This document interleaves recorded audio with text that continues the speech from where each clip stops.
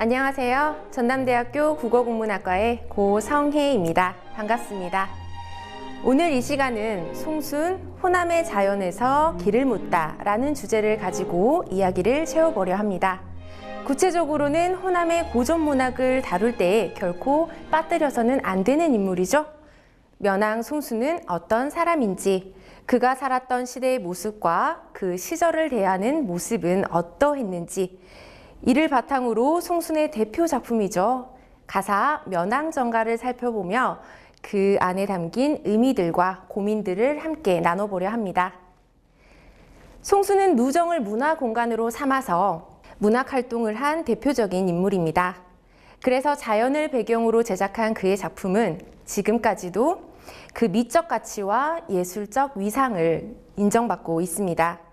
그렇다면 송순이 그렸던 자연은 무엇이며 어떠한 의미를 가지고 있는 것일까요? 이것을 이야기하기 전에 우리는 그가 사림이었다는 점을 짚고 넘어가야 하겠습니다. 송순이 활동했던 16세기 문학에서 눈에 띄는 특징은요, 바로 사림이라는 계층이 중요한 작자층으로 대두했다는 점입니다. 그들은 성리학적 사유체계를 사상적 기반으로 삼아서 자연 안에서 참된 것, 즉 리를 추구하며 인간의 도덕적 심성을 작품 안에서 구현하고자 했습니다. 특히 16세기 후반은 사화와 당쟁의 후유증에 시달리던 시기였습니다. 그래서 사화의 참상을 경험한 사림에게 자연은 무엇보다도 수신을 위한 은거지로 이해되었죠. 정도의 차이는 있겠지만 그들에게 자연은 그들이 겪는 현실의 정치 세계로 대변되는 세속과 상반되는 개념으로서 존재한 것입니다.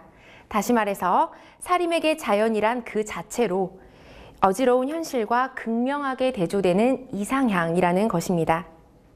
면왕정가를 지었던 송순의 상황은 어떠했을까요?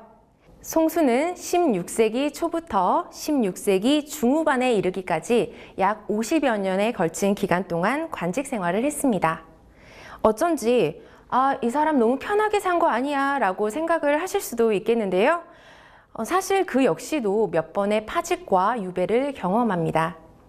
또 기묘사화와 을사사화를 겪은 당시에 지은 시에서는 현실에 대한 불편한 인식이 그대로 고스란히 녹아있는 것을 볼 수 있습니다. 잠깐 기묘사화와 을사사화에 관련한 그의 작품을 보실까요? 기묘사화 당시 살인파의 개혁이 물거품이 된 후에 암담한 현실을 날은 저물고 달은 아직 돋지 않은 것으로 표현하며 산천의 기운이 가라앉아 그 속에서 홀로 마음 아파하는 화자 자신을 노래했습니다. 다음은 을사사화 때 당시 많은 동료와 후배들이 사건에 연루되어 화를 당하는 것을 보고 지은 시 상춘가입니다.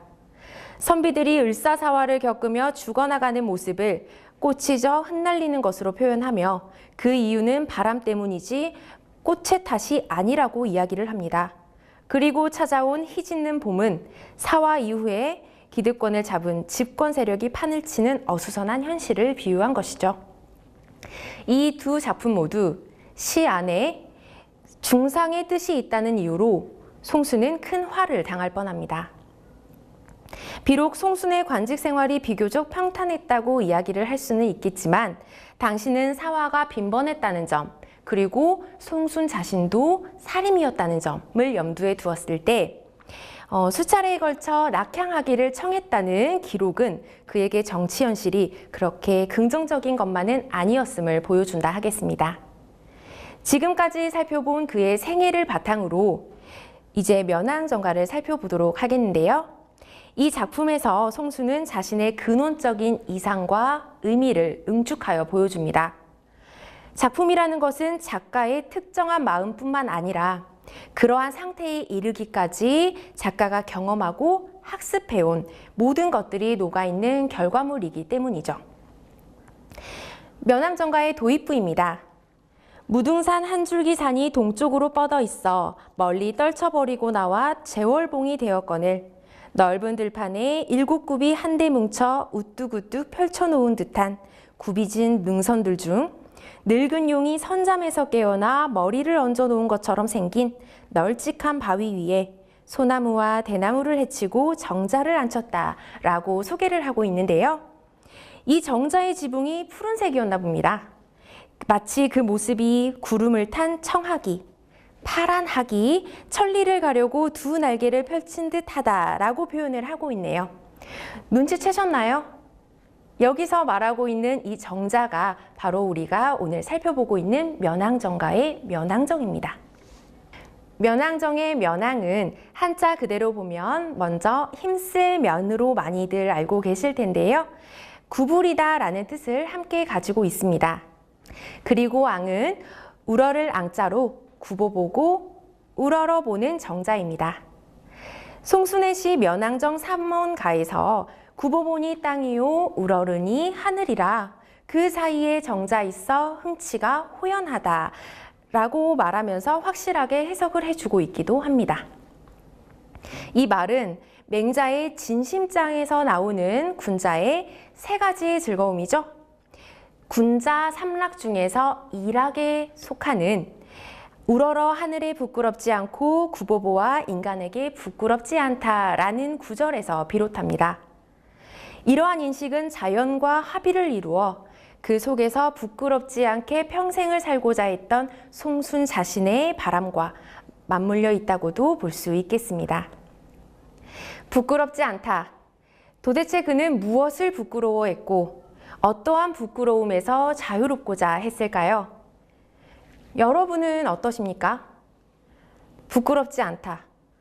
어떨 때 부끄러움을 느끼시고 또 어떨 때 부끄러움에서 벗어나 당당하십니까? 거창하지 않아도 좋습니다. 그냥 일상생활에서 느꼈던 부끄러움을 한번 생각해 보시길 바랍니다. 예를 하나 들어볼까요? 무단횡단을 했다? 부모님에게 거짓말을 해서 용돈을 탄 후에 친구들과 함께 놀러 갔다? 사실 생각해보면 그것은 부끄러움이라고 말하기보다는 미안함 혹은 자신의 거짓말이 들통날까 두려워하는 그러한 마음일 겁니다. 그러나 여기에 한 가지 요소를 추가해 볼까요? 무단횡단을 열심히 하고 난 후에 걸리지 않았어. 오늘 또 잘했다 라고 생각하십니까? 자, 그 순간 앞을 보니 눈이 땡그레진 유치원 어린아이와 눈이 마주칩니다. 그때 우리는 부끄러움을 느끼게 되는 것이죠. 아주 사소한 예로 살펴보았지만 부끄럽다는 것은 내가 꿈꿔왔던 이상으로 삼았던 온전한 나라는 정체성이 공적이든 사적이든 자신의 내부에서든 외부에서든 균열이 가기 시작할 때 그것을 인지하는 순간 느끼는 감정 중에 하나라고 생각합니다. 송수는 그러한 감정에서 벗어난 이상적인 삶을 살아가려 했죠.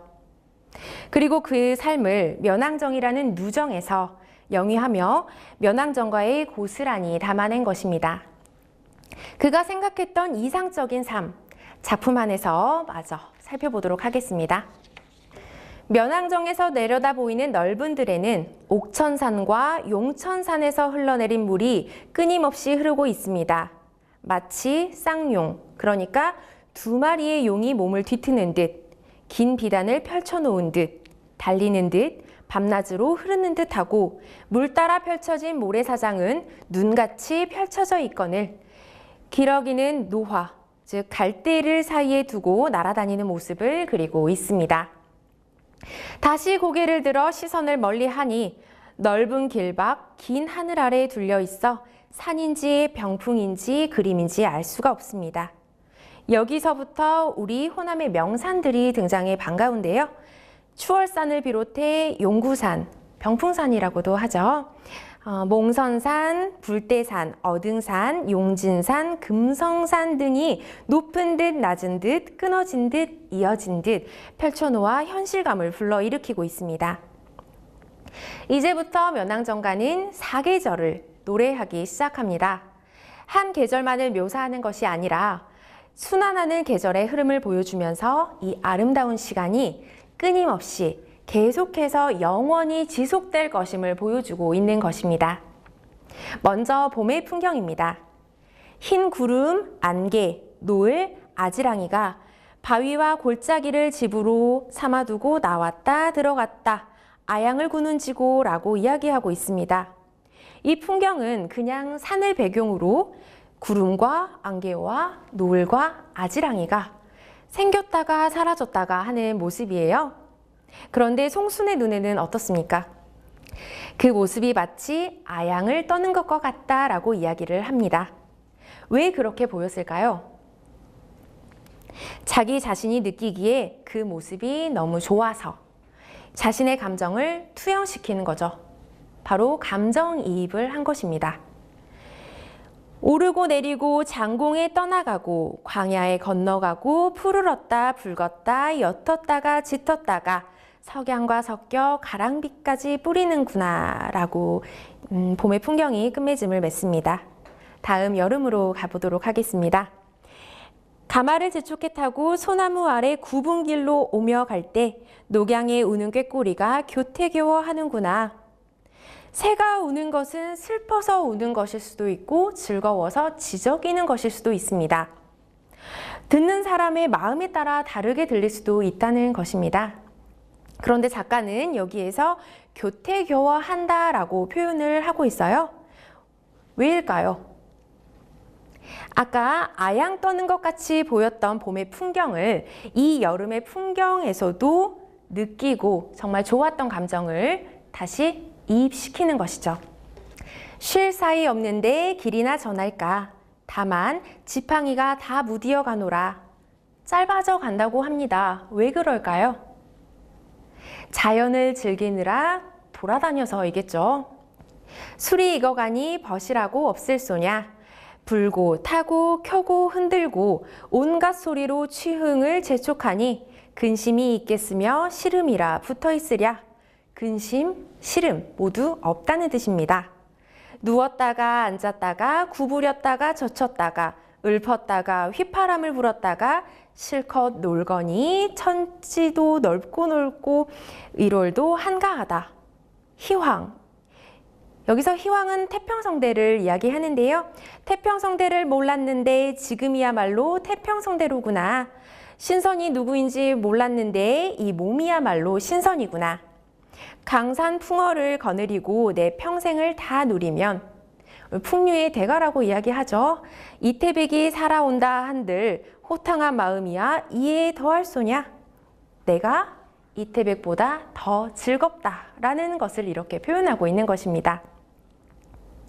태평성대, 신선, 이태백 이 세 가지 모두 다 자연을 즐기는 화자의 만족감을 드러내고 있는 소재라고 볼 수 있습니다.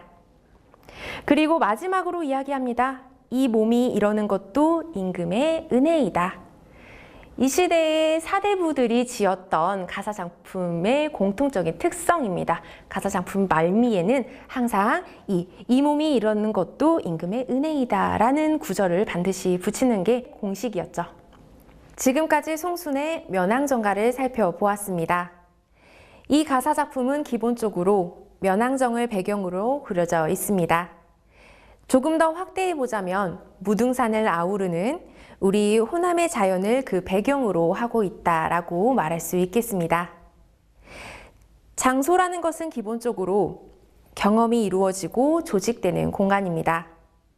경험이 인간의 인식과 관념에 영향을 끼친다고 본다면 특정한 공간에서 형성된 경험은 사람들에게 영향을 미치고 동시에 그러한 영향으로 이루어지는 행위들은 특정 장소에 의미를 부여하는 연쇄작용이 일어난다는 논의가 가능해집니다. 그저 많은 사람들이 보고 느낄 수 있는 일상적인 자연이라는 공간이 송순이라는 인물이 한 개인의 그러니까 자신의 삶의 목표를 담아 면왕정을 짓고 그 안에서 살아가며 겪는 수많은 경험을 통해 변해갑니다.